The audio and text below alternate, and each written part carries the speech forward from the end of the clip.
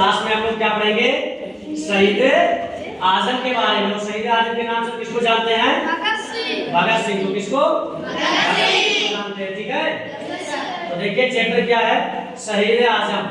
Bhagat Singh was born in 1907 Echwanga in the district of Lyallpur in the West Punjab which is now in Pakistan।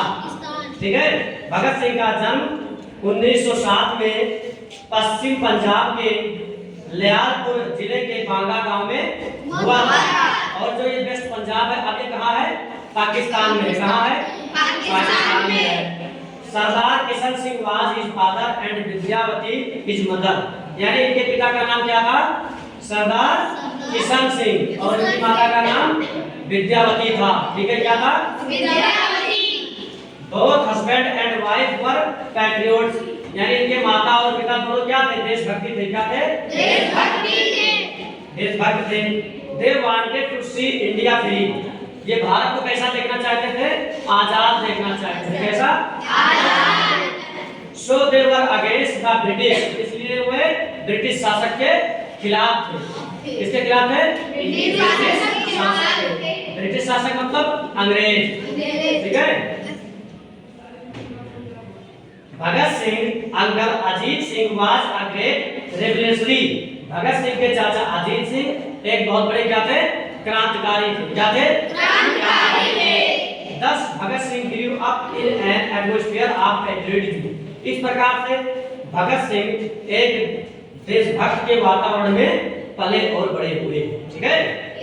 Bhagat Singh received his early education at the village school at बांगा। भगत सिंह को इनकी प्रारंभिक शिक्षा दीक्षा इनके गांव में बांगा school से ही प्राप्त हुई। Then he joined the DAV High School at Lahore and matriculated from there। और इसके बाद इन्होंने लाहौर के DAV स्कूल में दाखिला लिया और यहीं से इन्होंने अपनी 10वीं की परीक्षा पास की।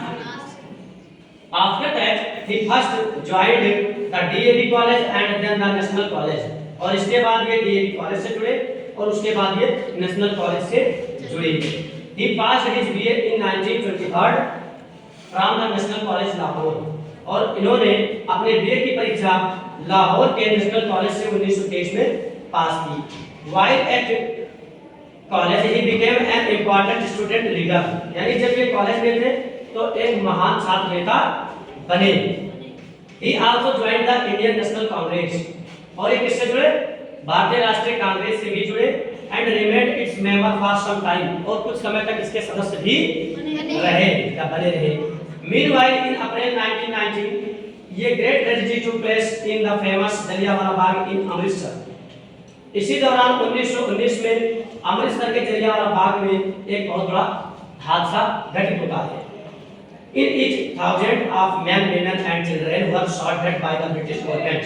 और इस हादसे में जो जलियांवाला बाग हत्याकांड है, इसमें ब्रिटिश सरकार के द्वारा बहुत सारे यानी हजारों पुरुष, महिला, बच्चे और बुजुर्ग मार दिए जाते हैं।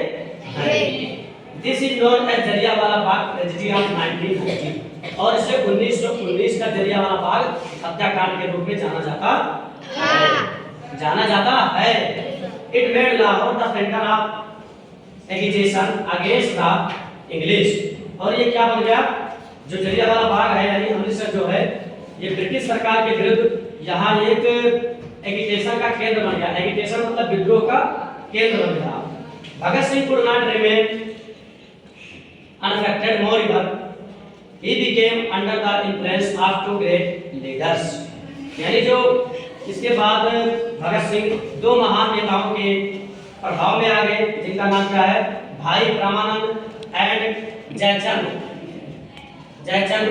Vidyadhar. As a result, he threw himself heart and soul into the struggle for the freedom of our country। और इससे क्या हुआ, ये अपने देश की आजादी के संघर्ष में भी कूद पड़े। तो इसके आगे बच्चों हम नेक्स्ट वीडियो में पढ़ेंगे और देखेंगे। Thank you.